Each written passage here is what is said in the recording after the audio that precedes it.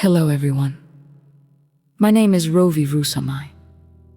I want to thank each of you who has liked my videos, songs, written pieces, or even my longer Dr. Blake seminars. It means a great deal to me that you take the time to listen. I do not create for trends or fleeting attention. I write with purpose and advocacy. If I do not have a clear reason or message, I do not write. There is always intention behind the work. This hook came to me recently, and I would like to share the story behind it. If anyone has watched the movie Shrek, you may relate to what I am about to say. I began noticing a pattern in Hollywood portrayals. When these stories present a beautiful princess, their term, not mine, because I believe beauty comes from within. They often follow a very similar look: long, flowing hair, a small nose, a slender waist, and a symmetrical, supermodel-style appearance. In Shrek, Fiona as the princess fits that Hollywood model. Yet, when she transforms into her ogre form, she takes on a different pattern. One I recognized immediately as an adult viewer. Her nose becomes more prominent, her lips fuller, her build stronger, and her skin tone changes.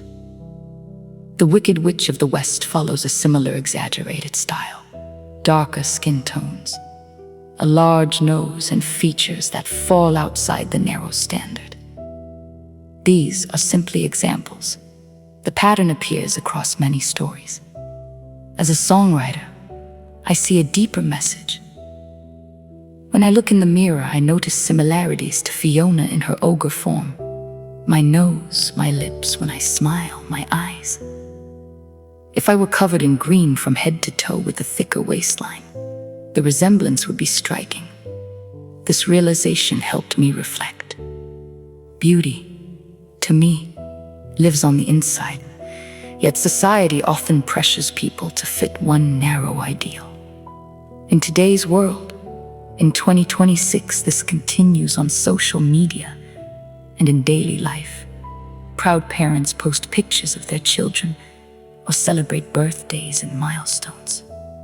Sometimes the comments focus not on the joy, but on the child's head shape, ears, nose, lips, or other natural features designed uniquely by nature.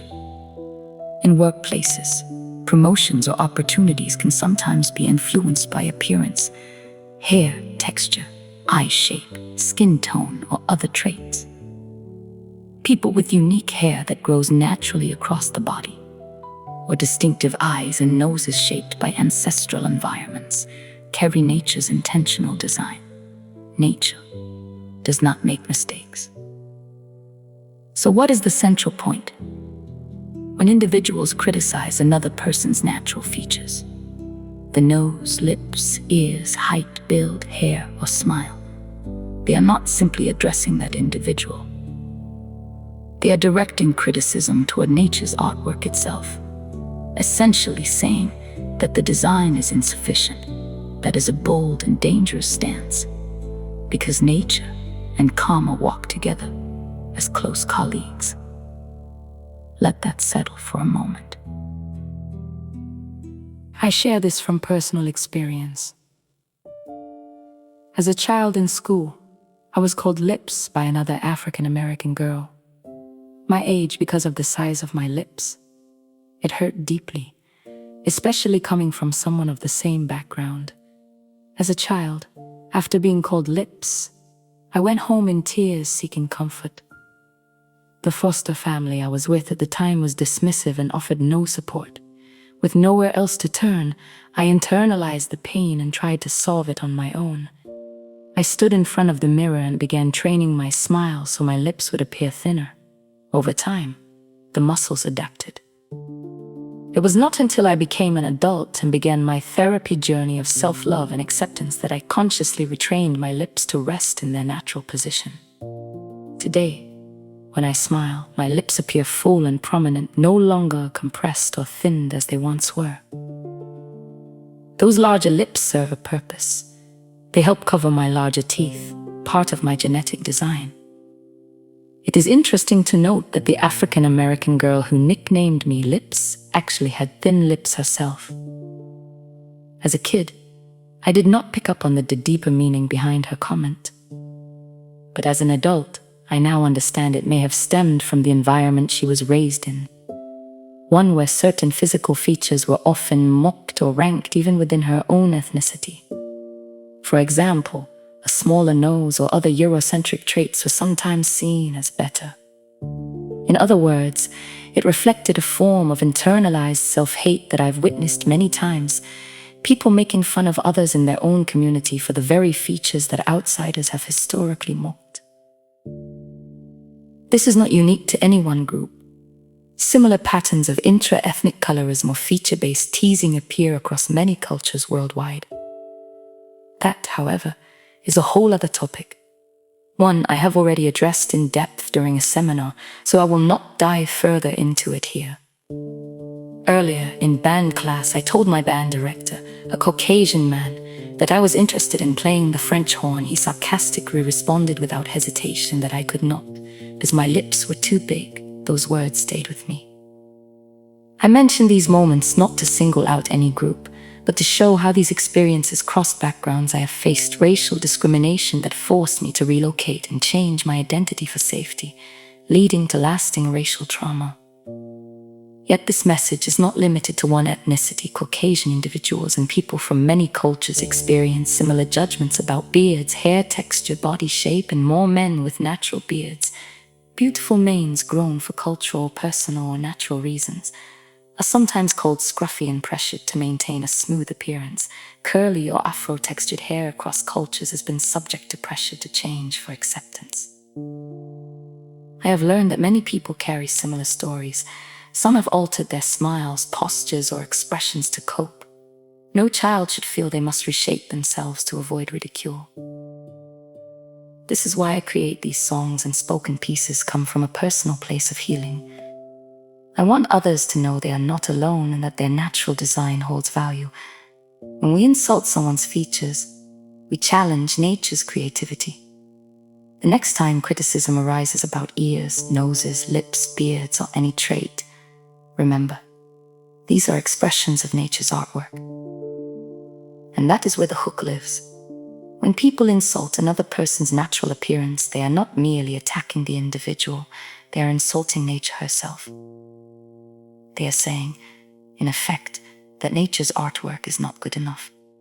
That is a dangerous declaration, because nature and karma are colleagues. Now, let's talk about media conditioning.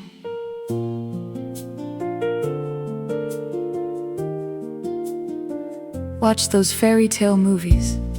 Same princess every time. Size 6 or 8, long flowing hair, slender waist, symmetrical face on display.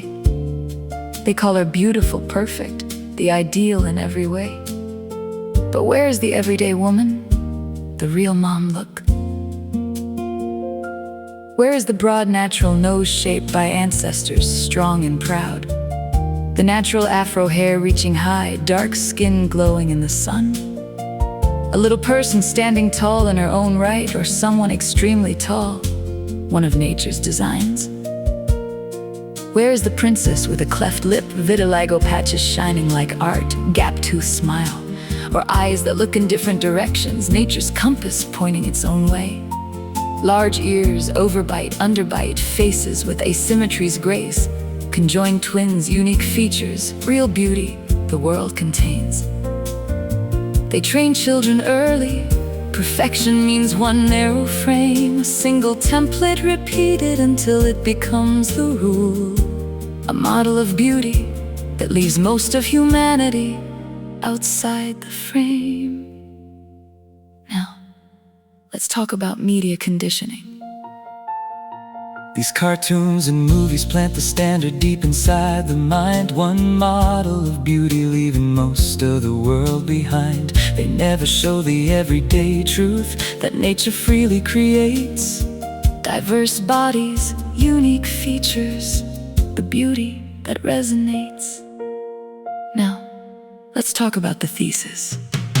They are not attacking the individual, they are challenging nature herself, insulting the architect, dismissing the beauty of her work. Your nose is too wide, your lips too full, your form too strong, your height too tall. This is opposition to the blueprint. Nature designed it all. So the next time someone insults what nature gave to you, remember, Their insult is none of your business. it is between them, nature, and karma too. Nature is the architect who designed every part of you. Walk away with your head held high. That truth will carry you through. Now, let's talk about real life. Now it follows us into real life, on screens and in daily places. Come and strike at teeth, ears, noses, the features that nature graces. It crosses every background, every ethnicity feels the sting. Workplace judgment, social pressure, the narrow standard they bring. Big guys, big girls with broad shoulders and architectural strength. Hair that grows wild and free across the body at its full length. They question it all, beards called scruffy, curls forced to change, as if nature made errors instead of beautiful range. Now, let's talk about museum metaphor. Step into an art museum, see the masterpieces on display. The most unique one, the original, sells for millions every day.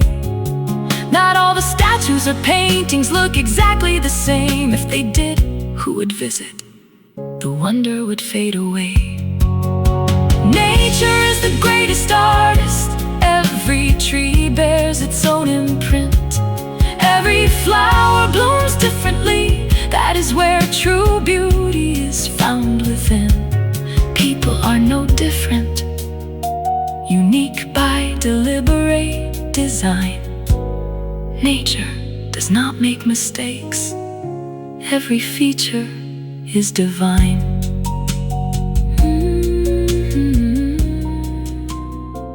Now let's talk about princes, beards, and representation.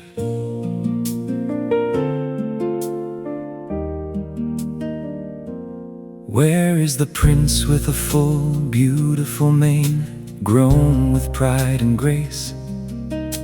A strong, big guy, genetically built broad, standing tall in his place. Yet often shown in bar scenes, fighters, bikers, characters to be feared. Never the gentle father, the scholar, the healer, the king, as if a beard disqualifies the dignity they bring. Yet nature crafted that mane with purpose, strand by strand. A shield, a signal, a heritage carried across the land. Men are told to shave off their artwork for a role, as if nature's design is something they should control. Now let's talk about real bodies, real features, real people.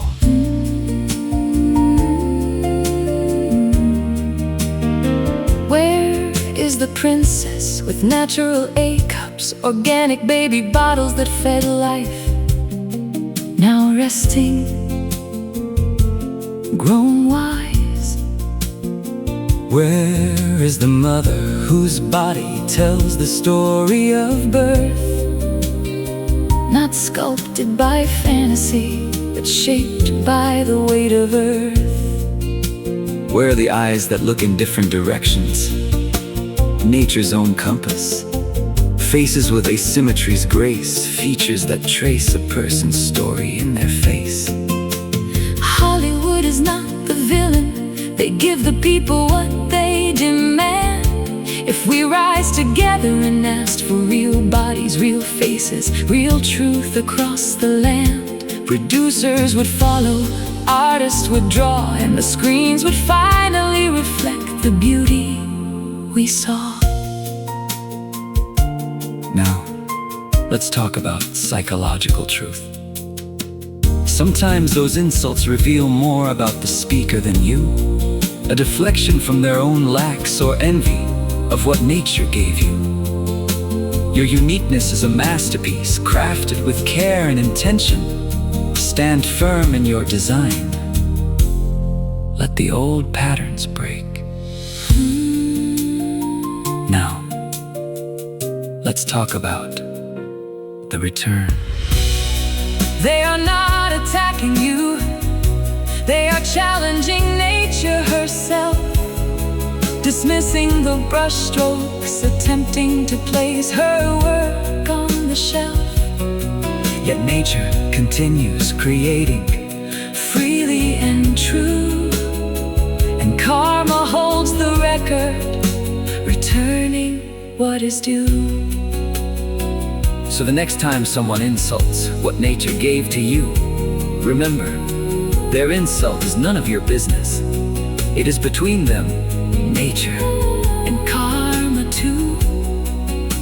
Nature is the architect who designed every part of you. walk away with your head held high. That truth will carry you through. Nature is the architect. Their insult Is none of your business. honor every Unique design.